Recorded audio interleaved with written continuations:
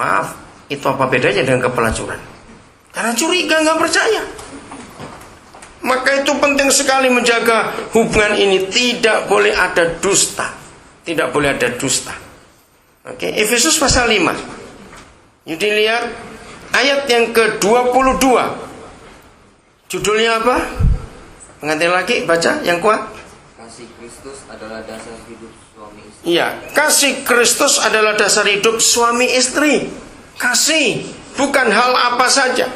Dalam berjalannya waktu, anak-anak muda kalian harus tahu betul. Maka itu Alkitab melarang. Dalam memilih jodoh, satu saja yang Tuhan tidak boleh kita pakai, yaitu pakai mata. Lagi sekali, dalam memilih jodoh, satu aja yang Tuhan tidak mau, milih pakai mata.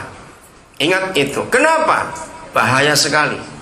Kalau kalian memilih jodohmu pakai mata, berarti yang ada di benakmu hanya mikir seks. Nah, padahal suatu hari seks akan berhenti kalau semua kita sudah tua.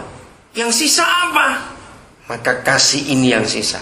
Maka itu kasih Kristus adalah dasar hidup suami istri, bukan yang lain. Intan, nanti dalam janjimu harus diucapkan, bagaimanapun keadaan Yudi.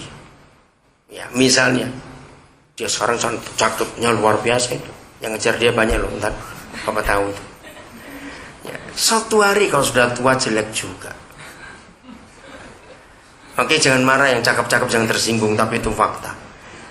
Secantik-cantiknya seorang gadis, kalau hamil juga jelek. Nah, maka itu kalau pakai mata akan bahaya. Maka ketika fisik berubah, orang akan berubah juga. Tapi kasih Kristus yang akan tetap ada. Itu yang akan menjaga pernikahan kalian. Nah, di dalam pasal ini, suami istri itu digambarkan seperti kepala dengan tubuh. Ya, coba dibaca ayat yang ke-28. Yudi yang baca, karena untuk suami. Yang kuat, ayat 28. Demikian juga suami harus mengasihi istrinya sama seperti tubuhnya sendiri. Ya. Siapa yang mengasihi istrinya, mengasihi dirinya sendiri. Amin. Saudara, tidak ada suatu terminologi atau suatu konsep pernikahan di dunia ini. Saudara boleh baca buku apa saja soal pernikahan, tapi hanya satu konsep pernikahan yang menggambarkan begitu laki-laki itu menikah, dia jadi suami, dia itu jadi kepala. Begitu seorang gadis itu menikah, dia jadi istri, itu jadi tubuh. Itu hanya Tuhan Yesus di surga. Tidak ada siapapun juga di dunia ini yang menggunakan konsep kepala tubuh, kepala tubuh, tubuh kepala. Itu hanya Tuhan Yesus. Jadi nanti Yudi dan Intan, begitu kalian sah jadi suami istri, Yudi, kamu tuh potong tubuhmu. Intan, kamu potong kepalamu. Nah, kepalamu tempelkan ke tubuhnya Yudi, itu yang dikubur. Maka hidup kalian, Yudi jadi kepala saja, tubuhmu sudah tidak ada. Dan Intan jadi tubuh saja, kepalamu sudah tidak ada. Saudara, ini konsep yang luar biasa. Maka itu mengapa Yahweh berkata, aku benci perceraian. Artinya, kalau sampai ada seorang istri, dia capek dengan suaminya, suaminya kurang ajar, suaminya bengis, suaminya begitu. Nah, itu artinya kepalanya sakit terus. Nggak mungkin tubuh berkata ke dokter, dokter potong aja kepala saya ini, bikin masalah bertahun-tahun, mati kalau dipotong kepalanya. Begitu pula kepala, dia jengkel dengan tubuhnya, tubuhnya bermasalah terus, tiap bulan operasi. Wah, nggak tahu sudah habis berapa rumah itu karena operasi terus menerus. Maka kepala pun nggak boleh berinisiatif, potong sudah tubuhku ini, aku cari tubuh yang lain, mati juga. Jadi saudara, begitu kita menikah, kepala dan tubuh harus kerjasama. Jangan salah mengerti. Tuhan tidak berkata, coba baca ayat 22-nya. Intan yang baca ayat 22. Karena untuk istri, ya. Jangan salah mengerti ayat ini. Tunggu ya, supaya yang lain dengar. Ya, ayo baca. Boleh pakai itu. Hai istri, tunduklah kepada suamimu seperti kepada Tuhan. Ya. Karena suami adalah kepala istri sama seperti Kristus adalah kepala jemaat. Ya, cukup. Ya, sampai situ. Lihat itu. Hai istri, tunduklah kepada suamimu. Saudara, bukan perempuan tunduk pada laki-laki. Jangan salah ngerti. Papa di surga tidak pernah berkata, hai perempuan tunduklah pada laki-laki. Tidak. Tapi ketika seorang perempuan jadi istri, maka dia tunduk kepada suami. Apa yang kita pikirkan dalam konsep ini? Jangan kita salahkan Tuhan. Maka itu para wanita dominan, kalau engkau nggak mau berubah, lebih baik jangan menikah. Kalau tidak, rumah tangga akan kacau. Kok bisa begitu? Dengar hukum ini. Bagaimanapun juga, tidak semua kita ngerti soal kapal, tapi kita semuanya tahu. Bagaimanapun juga, jangan lagi kapal yang besar, perahu saja, itu nggak boleh ada 2 nakoda, iya atau tidak? Ayo, apa yang terjadi kalau perahu ada 2 nakoda, apalagi kapal?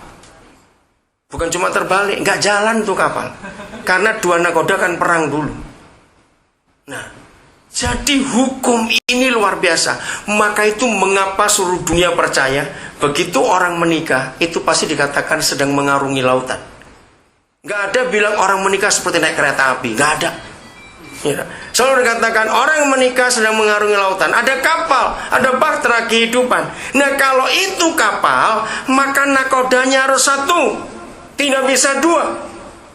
Jadi kalau ada istri dominan, gadis dominan, sebelum menikah harus belajar di Universitas Pendudukan Diri 6 semester. Serius itu, supaya bisa tunduk kepada kepalanya. Tapi ingat, laki-laki jangan sembarang-menang. Kalau kita diberi hak seperti itu, terus kita menjajah istri kita, tidak. Nah, contoh yang paling gampang, maka itu supaya rumah tangga nggak ada masalah, ya.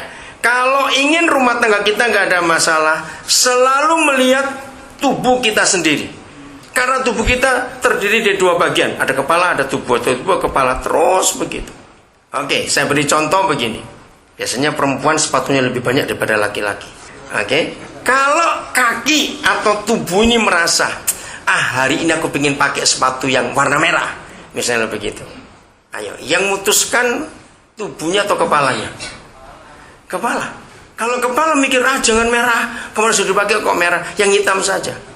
Apakah kaki terus ngambek ketika kamu pakai sepatu hitam, kakinya menekuk gitu? Ya atau tidak? Nggak mungkin. Dia harus tunduk kepada kemauan kepala. Satu kali mungkin tubuhnya berasa, hari ini aku ingin makan gado-gado. Ya, tubuh pikir begitu. Tapi kepala berkeputusan, kemarin sudah gado-gado, masa ada gado-gado lagi? Nah, ketika kepala memutuskan makan yang lain, perutnya ngambek atau harus terima yang dimakan oleh kepala? Terima dong, nggak bisa ngambek.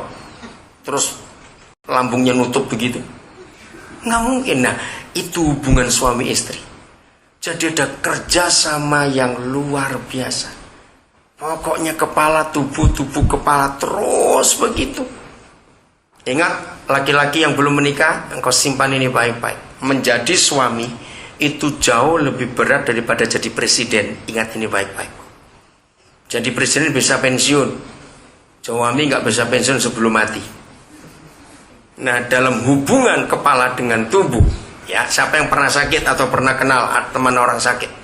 Kalau sakitnya parah, dokter sudah membuat foto ronsen, sudah cuci, periksa darah, sudah periksa kotoran, periksa kencing, sudah diendoskopi, sudah diperiksa semuanya tubuh itu, nggak ada ketahuan penyakit apa. Kira-kira dokter suruh buat apa yang finalnya ini? MRI, betul nggak?